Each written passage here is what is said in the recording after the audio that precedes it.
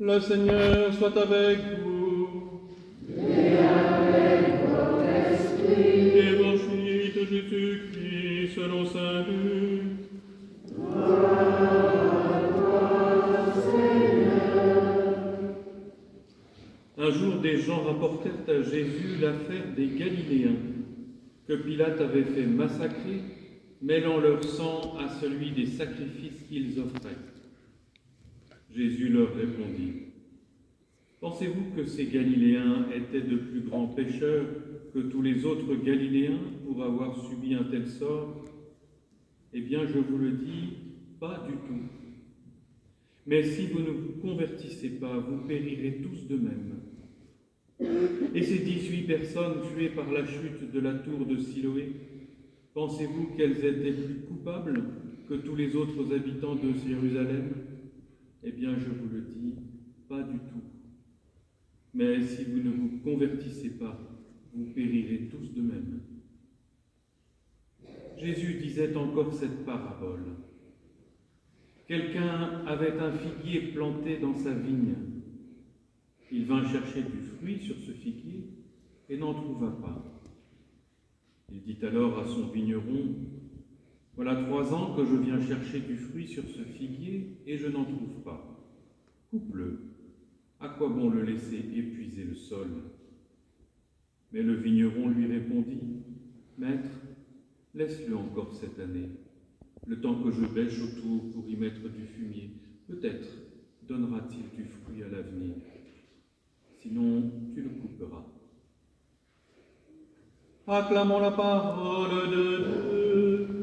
Louange à toi, Seigneur Jésus.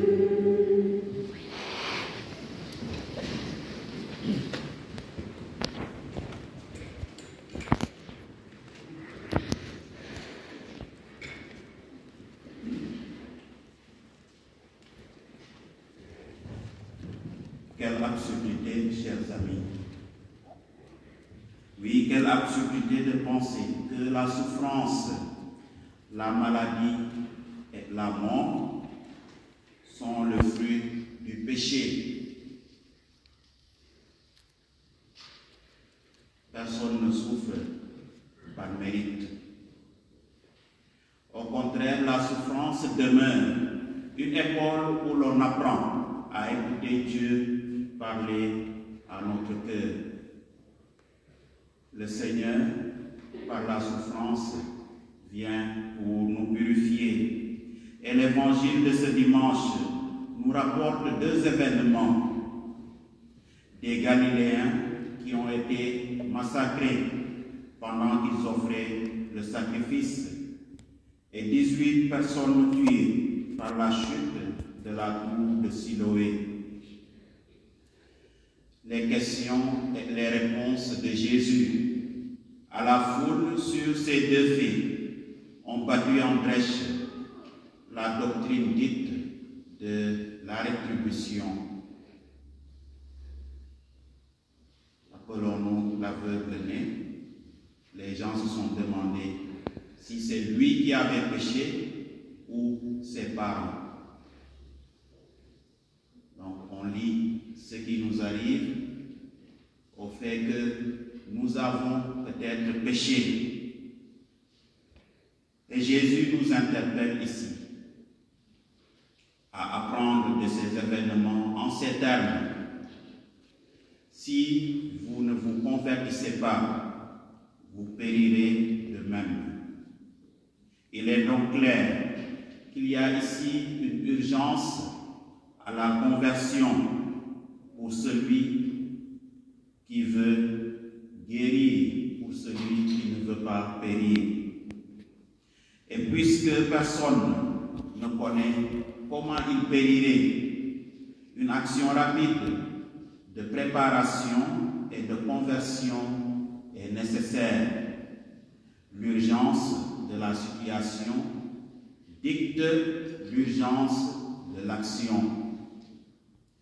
Ceux qui se sont approchés de Jésus pour lui poser des questions sur le crime commis par Pilate sur les Galiléens qui offraient le sacrifice espérait un jugement sévère de condamnation de sa part contre Pilate, mais Jésus surprend ses interlocuteurs.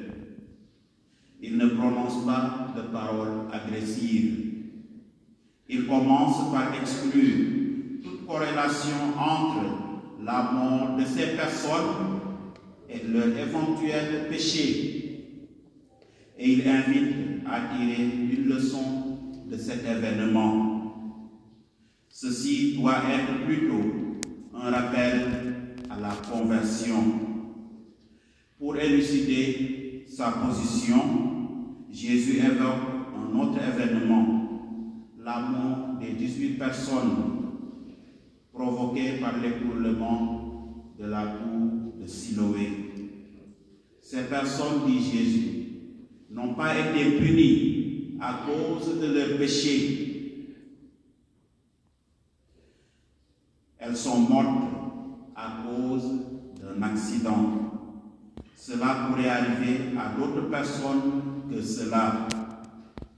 Cet événement aussi doit être lu comme un rappel à la conversion. La mentalité contemporaine de Jésus,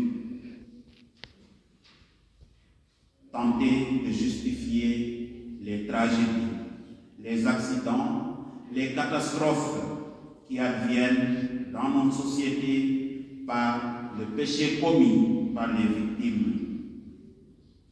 Jésus ne voit pas les choses sous cet angle. Jésus nous invite plutôt à ne pas nous attarder sur le pourquoi du sort tragique subi par les victimes de catastrophes. Il faut plutôt en tirer une leçon pour se convertir, pour guérir intérieurement. Et la conversion dont parle Jésus est spécifique. Il s'agit de la conversion, de la mentalité, de changer de manière de penser, de changer de regard sur nos frères et sœurs.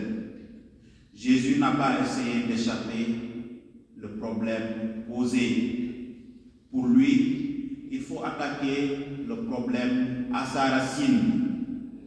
Si les problèmes socio-économiques et politiques que nous connaissons aujourd'hui ne sont pas adressés à la source, il serait inutile de nourrir l'illusion que le changement interviendra juste en substituant les acteurs au niveau décisionnel.